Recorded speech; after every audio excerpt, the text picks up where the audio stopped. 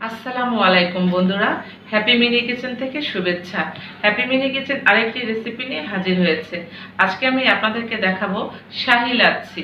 আর এই শাহি লাচ্ছি তৈরি করতে আমার যা যা লাগছে, শাহি লাচ্ছি যেহেতু, তাই আমি একটু শাহিভাবেই করার ট্রাই করছি। এখানে আমি এই দুধটাকে তেজপাতা, এলাচ, দারুচিনি, চিনি দিয়ে ভালো করে একদম ফুটিয়ে একটু ঘন করে নিয়েছি। আর এখানে নিয়েছি মিষ্টি দই আর কলা। আসুন বন্ধুরা, আমরা রেসিপিটি শুরু করি। আর হ্যাঁ বন্ধুরা, আপনারা যারা এখনও আমার চ্যানেলটি সাবস্ক্রাইব করেননি তারা অবশ্যই চ্যানেলটি সাবস্ক্রাইব করুন, লাইক, কমেন্ট, শেয়ার করে আমার পাশে থাকুন। আর পাশে থাকা বেল বাটনটি ক্লিক করতে ভুলবেন না বন্ধুরা, যাতে নতুন নতুন ভিডিও আপলোড দেওয়া মাত্রই আপনারা নোটিফিকেশন পেয়ে যান। তো চলুন বন্ধুরা, আমরা রেসিপিটি শুরু করি। লাচ্ছিতে সব উপকরণ ঠান্ডা হলে ভালো হয়। তো দুধটাকে আমি জাল দিয়ে ফ্রিজে রেখেছিলাম। এখানে ঠান্ডা দুধটা ঢেলে দিলাম। দিয়ে দিচ্ছি কলা,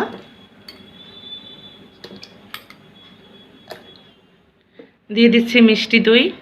বন্ধুরা, আপনারা যদি কলাটাকে স্কিপ করতে চান সেক্ষেত্রে মিষ্টি দইয়ের পরিমাণটা একটু বেশি দিলেই হয়ে যাবে।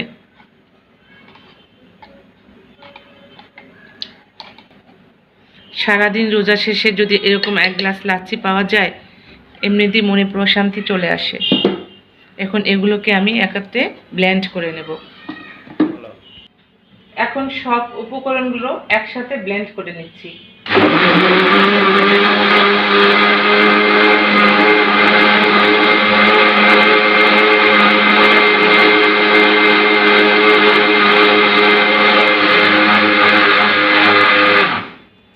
হয়ে গেছে ব্লেন্ড করা। এখন আমরা গ্লাসে ঢেলে সার্ভ করে নিচ্ছি। দিয়ে দিচ্ছি সামান্য পরিমাণে বরফ কুচি। আসলে কি, লাচ্ছিটা ঠান্ডা ঠান্ডাই ভালো লাগে।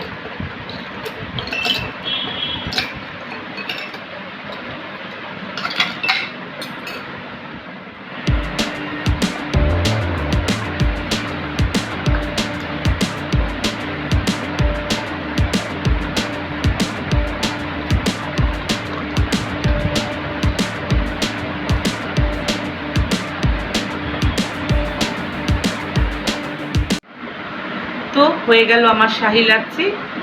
আশা করি সবাই বাসায় ট্রাই করবেন। সবাইকে শুভেচ্ছা, ভালো থাকবেন, আল্লাহ হাফেজ।